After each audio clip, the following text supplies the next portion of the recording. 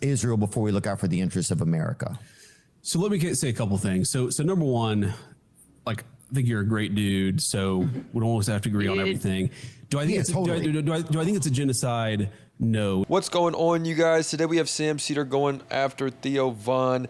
Theo Von is out here just sucking up to JD Vance. It is straight up despicable, and Sam Seder's calling it out. Let's get into it. Mr. Witkoff, but I never met him. But I Good dude. Yeah. You should have him. I think the tough thing just as a regular person, right? It's like we're seeing all these videos of people like picking up pieces of their children, and like, of course, it's the sickest thing I think it's ever been televised. Basically, if you consider watching something on your phone being televised, sad, man. It feels like a massacre, and it feels like, you know, I've called it a genocide. Other people have different thoughts about it, and that's fine, right? And I don't need anybody to share the same thoughts, or you two. But I think where it gets scary is that we give. I'm sorry, can you just pause for a sec? I don't need you to... This is the problem with this platform. Like, you guys aren't shooting the shit in your basement, Theo. There's a difference between you having an opinion that it's genocide and the Vice President of the United States having an opinion that it's genocide. It's not an opinion. He's one of the most powerful people on the planet. He has the ability to stop it, or at least put pressure on Trump to stop it. This is the problem with this format. It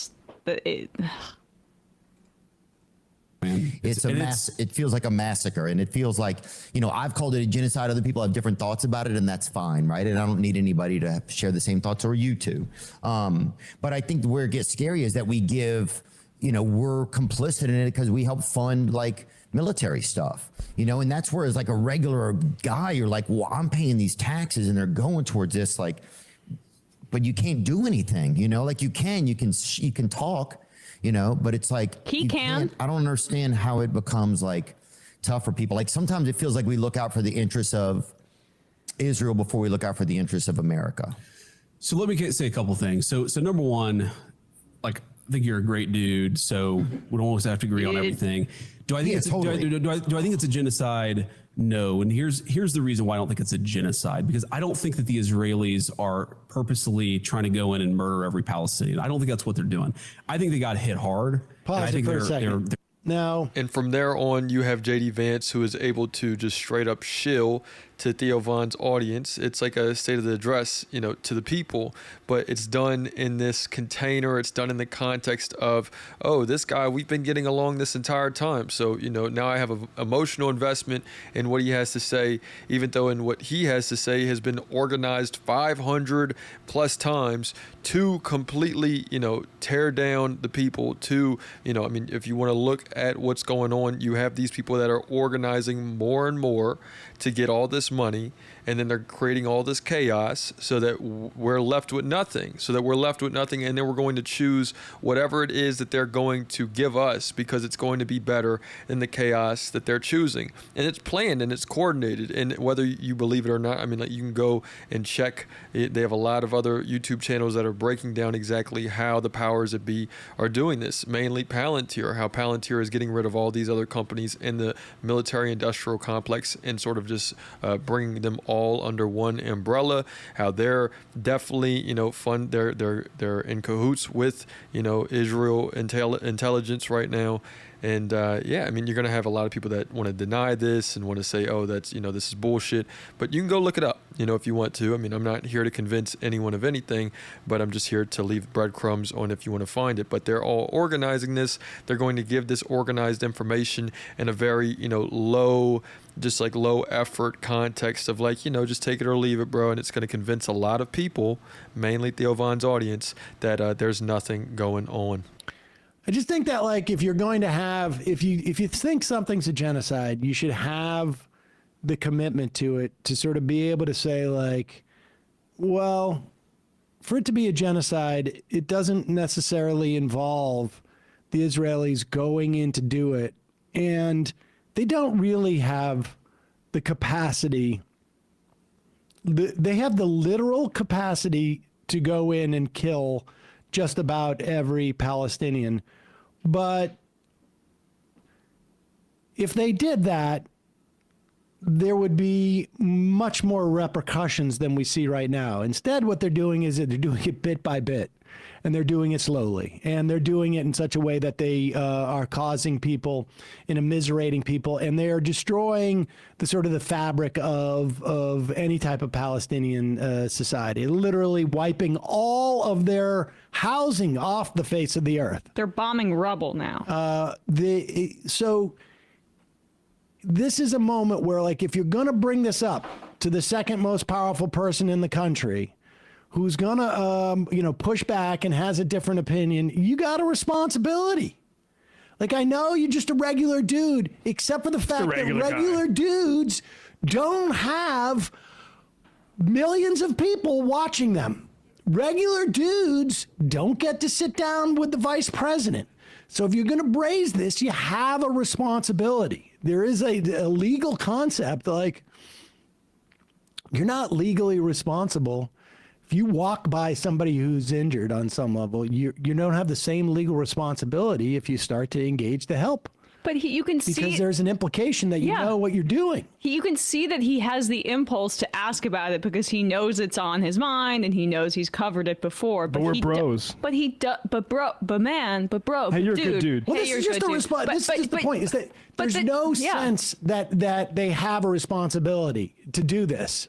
And I get that he's a comedian. I used to be a comedian. He may have been funnier than me. It doesn't matter. I probably did more sitcoms. It doesn't matter. I have no idea what his career was.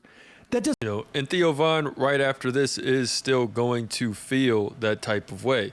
He is still going to feel like it is a genocide because it's deep down in his heart, but he's not going to bring it up, and he's definitely not going to push back against the president, against the vice president. He's not going to be able to say that to their face. So it's just going to be more and more of him just like nodding his head, and his audience, they're not going to, I doubt that he's changed his mind that it's a genocide, to where he might say, oh yeah, and then maybe a week down the line, he's like, no, well, I still feel like this is not right, whatever's going down, but in the moment, he is uneducated, he's ill-informed, he hasn't done the actual, reading, he hasn't gone into the story to where someone can say, oh, it's just a lot more complex than that. It's not complex. It's not a complex issue. They have people, it's a complex issue, I guess, if your heart's closed. If your heart's closed to people, if it's saying, hey, look, I definitely, it's a complex issue. I just don't really know if this is right or wrong. And it's like, it's people dying, it's a lot of innocent people that are out here dying and that are getting ethnically cleansed. You can go further and further into it, and then people will try to stifle that. But it's important to always educate yourself before talking to someone on this type of level. I think that's what Sam Seder is really saying. Doesn't matter. The bottom line is, if you're sitting there and having an interview with the vice president and you're bringing up these issues, good for you for bringing them up. But you also got to be able he's not to capable. push back. Stand on business. But he's not capable. This is not a show that is meant for this. This is the problem with the format. This is the problem with I don't know. The Rogan has the same issue. But do I think it's a genocide? No. And here's the reason why I don't think it's a genocide, because I don't think that the Israelis are purposely trying to go in and murder every Palestinian. I don't think that's what they're doing. I think they got hit hard, and I think they're trying to sort of destroy this terrorist organization, and war is hell, and that is true. I also think it's true, man. I've seen people on my side of the political aisle. I'm a Republican, that, but your audience may not, who will see these videos of these innocent Palestinian kids and say, oh, well, they had it coming to them. No. If you have a soul, your heart should break when you see a little kid who's suffering, which is why we have the policy that we have, which is we're trying to eliminate the conflict, eliminate the source of the conflict, so that we can actually bring some peace and some humanitarian assistance into people. And that's my basic view. What is the source of the conflict? Hamas. Is it just Hamas? Oh, okay. That's weird. That's weird. Break. Well, listen, Hamas has been around for centuries upon centuries upon centuries. They existed since the time immemorial and has always been the problem. Yeah, the president's interesting. He's a pro-Israel guy. Yeah.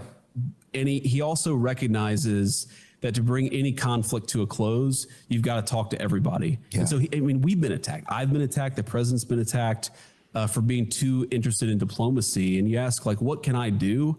I think that what people should demand is that if our tax dollars are going to something, we should be actively trying to fix it. Okay, that's. But that, again, it's just all talk. This is all just, regurgitated to calm people down, to make sure that, no one is getting too ahead of themselves, that they think that, oh, this is really coming to an end. All of this crap, this system is because everyone can see the facade is starting to fall. People are like, well, I don't want to die for this and that country. You have Republicans even saying that. But what's going down is, again, it's gradual, little by little. They love this. They love our tax dollars funding the military. That's why you can't do any type of auditing on the Pentagon. That's why the military industrial complex is the thing that Palantir gets 50% of their money from the industrial military complex. You have so many people that are profiting off of war, that war, as long as capitalism is here, war will also be here. And that's what they are going to never say. They're going to never say that out loud, especially the ones that are benefiting from it. They don't want to lose this power.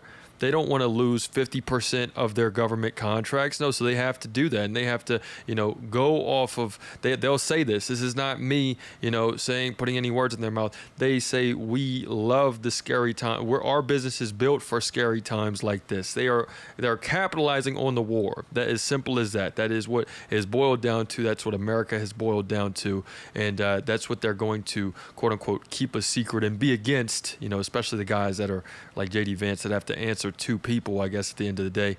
But it's all, I'm not going to say it's all lies, but it definitely is a lot of, just a lot of hearsay. So let me know what you guys think. It's another day in the progressive way.